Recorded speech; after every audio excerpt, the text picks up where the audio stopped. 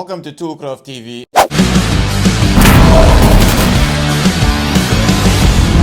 Once again with our good friend Peter Murray.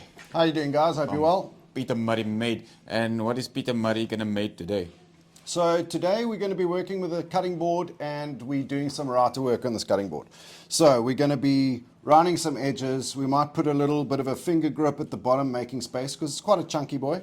And we're also going to be doing groovy juice grooves.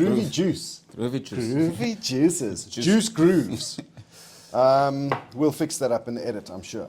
Yeah. So there are probably different ways that you can do it. You can use a little fence and run and then be very careful at the edges. I like to do it with an actual jig on all four sides.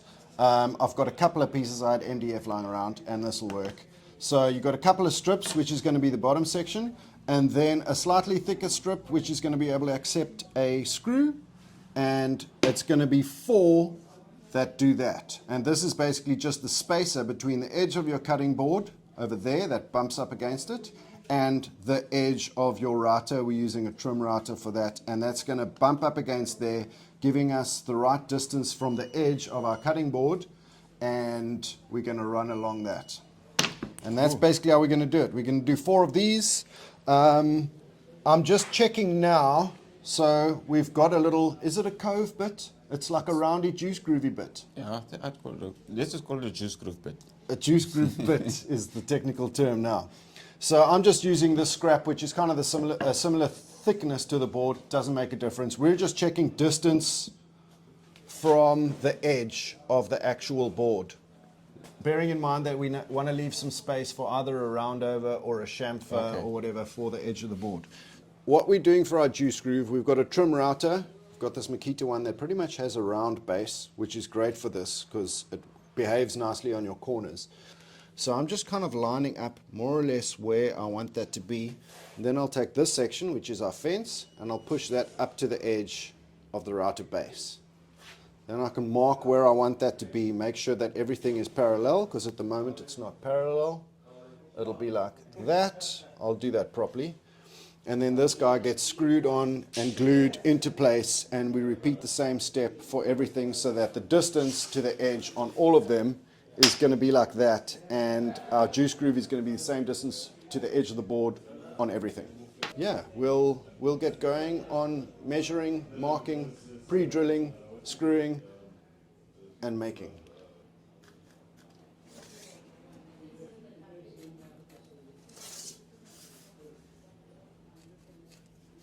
I'll do that and that, and then I'll drill from this side because I know exactly where the middle is, and then we countersink from the other side.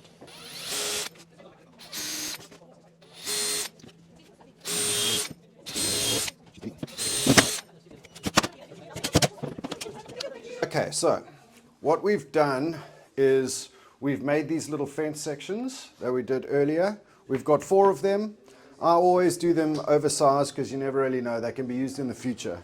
And then we've got our cutting board and a sacrificial piece of, today we've got MDF. I often just go with a plywood of sorts that'll take a screw. And we place this guy. You don't have to worry about angles or whatever. But this guy will pop more or less in the middle. And then essentially what we're doing, remembering that this is giving us the correct distance once it's pushed up against the edge. That's giving us the correct distance of where we want our juice groove to be.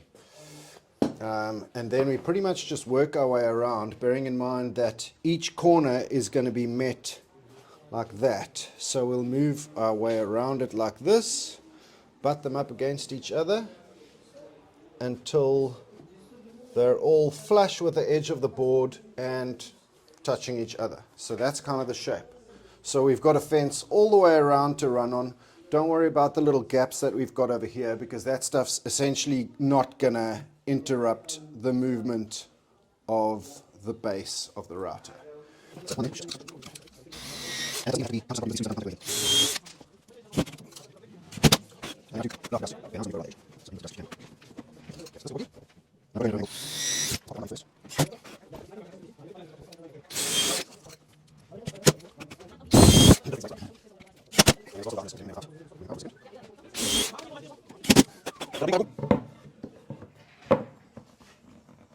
There you are, perfect fit. Okay, so that's not moving anywhere.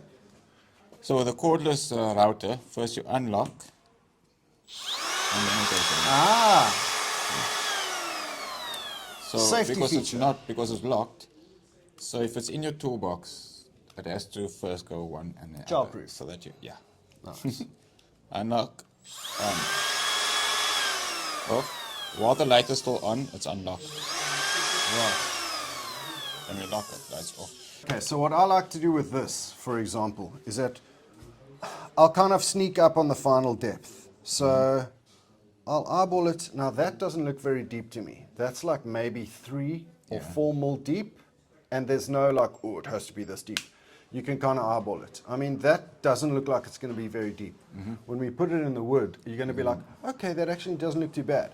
So what I like to do is 2, maybe 3 passes. I'll start with just getting the feel for it, see how it looks. Normally I'll go a little bit deeper, but always before my final pass, I'll drop it like the tiniest little fraction of a millimeter lower, and I'll run through that a little bit quicker. So we're not removing material, but we are possibly removing burn marks that we could especially get on spots where you go slow. Yeah.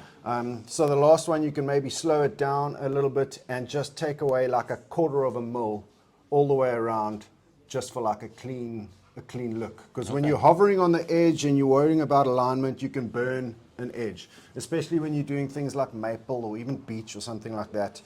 It burns quickly when there's a little thing moving on it. So that's cool. So there's also we've got about 3 mil at the moment. Yeah, and there's also speed control. Speed control. Speed control. Speed control. So where would you start? Is initially. I'm not going to go too slow on this. So I think for our initial one, we want to remove material. So what does it go up to? Up to 5. 1 to 5, yeah. Let's put it on a 4 and see how it feels.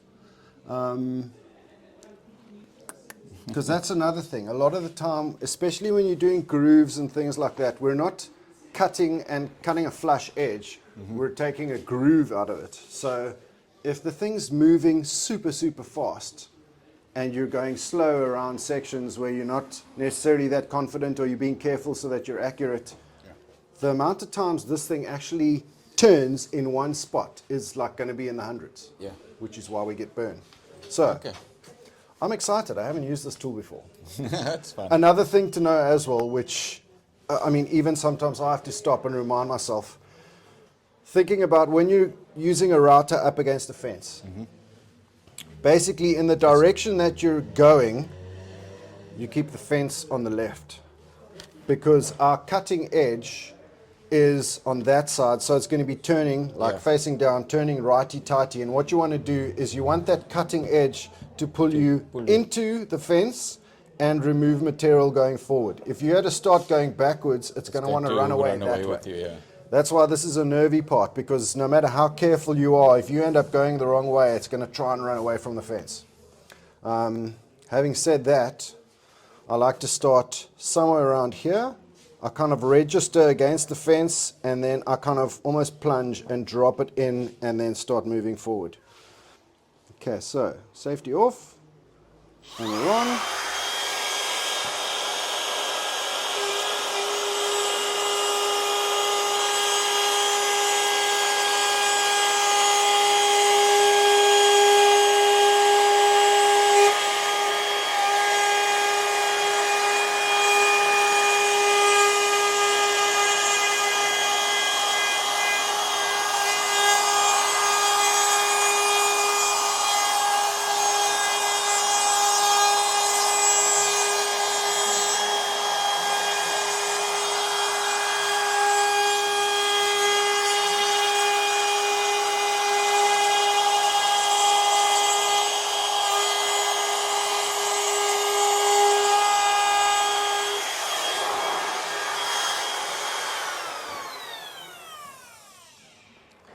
Okay, so that's our first pass.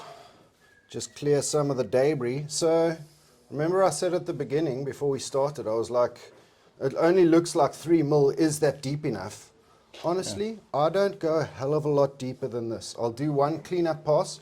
Also bearing in mind the shape of our bit, right? Because it's that sort of shape. if there's a tiny little irregularity like we have over here, by the time we plunge that like a millimeter deeper, it's cutting wider and deeper, so little things like that should get cleaned up. And then the slow stuff, where I was slow around a corner and you get a tiny little bit of burn there, hopefully we get rid of most of that on our final shallow pass, and otherwise a little bit of sandpaper on the finger, and you do that anyway. And you're not about removing material here, you're just about getting a little bit smooth. But that's just to kind of get that sharp edge off while we're still working on it. And then here's where we can put in elevator music and make it fast forward.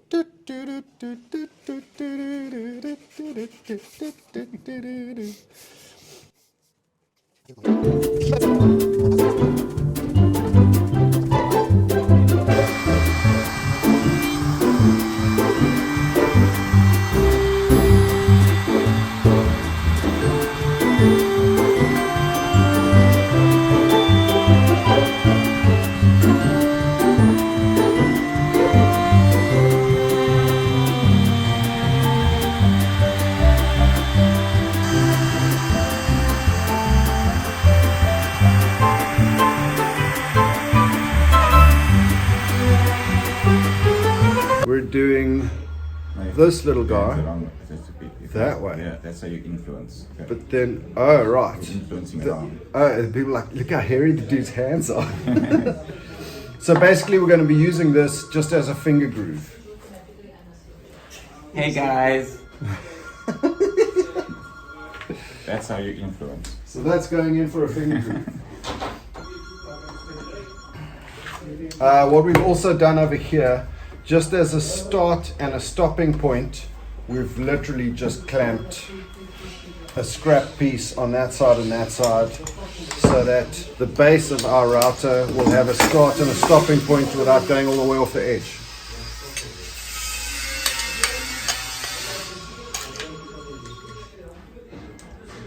Yeah, that's a bit too much. So we're gonna use the whole one. I think we can maybe sneak up on the final depth. So we'll start just removing material, but we don't want to like try and hog out a ton of stuff because we're going on end grain as well. Fair enough. Yeah, that's, we can even go a little bit more maybe. The general rule of thumb for router bits is that you don't want to be removing more depth than what, say, half the width of the bit is. Okay. But this doesn't really count because we've got a release, so it's not like we're doing a trough section, we're just charring it off the edge.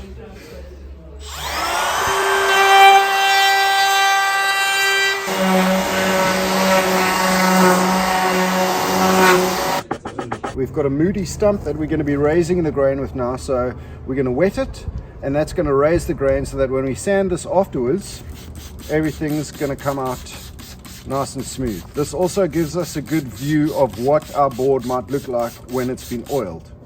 So I do that, and literally you just wet everything, end grain all over the show. It gives us the best view of how an oiled board is going to look as well, because it'll keep all of this color, so that the first time you use this board and wash it, it's not going to get all spiky on you.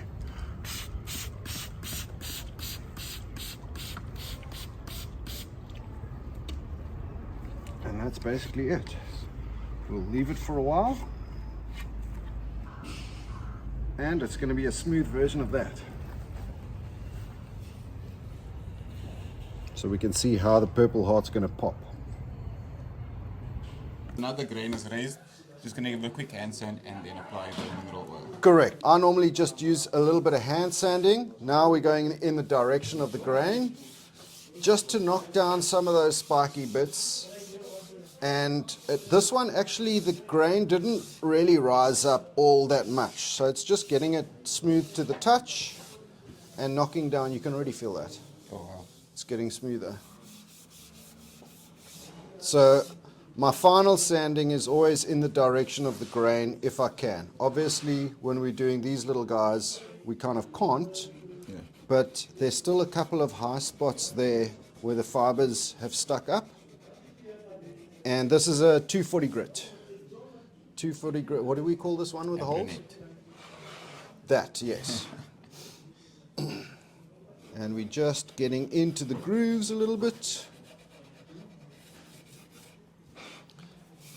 And just making sure. So what happens with the hand sanding, I find as well, is that if you've got chamfers that meet on a corner and that sort of thing, giving it a little bit of a sand like that also knocks that like sharpish edge off.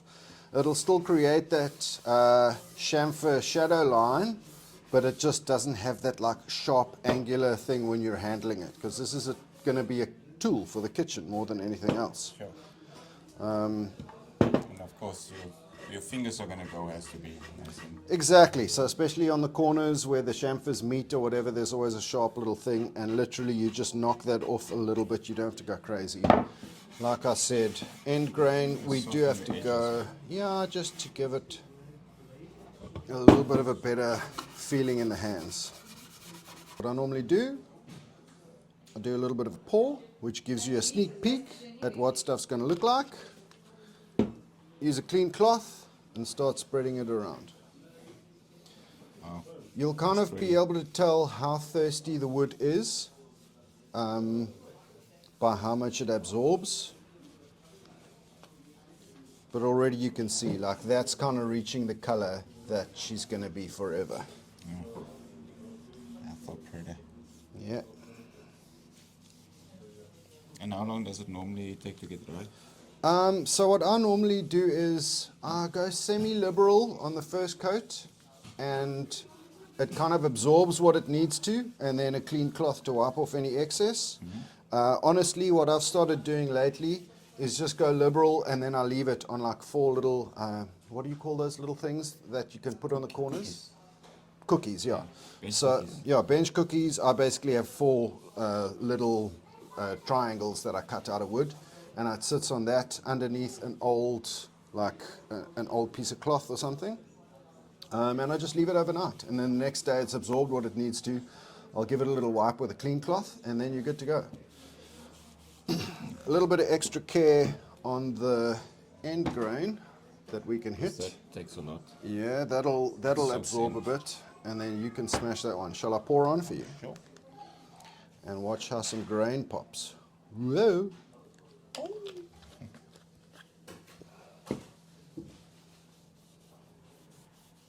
I mean, some woods are thirstier than others, depending on the grain and how dense the grain is and everything. But at this stage, it's not like you can put too much on. Just keep spreading it around, pop it over the corners, get some on the end grain. And I mean, the cool thing is that the color changes and it like darkens and becomes richer when you know you've hit it with a decent amount of oil. So it's tough to miss a spot. Really good.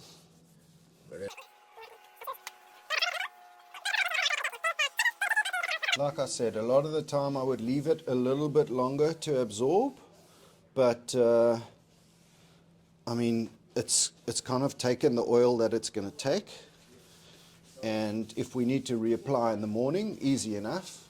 It's like a 3-minute exercise. But this is giving us a very good idea of what it's going to look like in maybe your kitchen.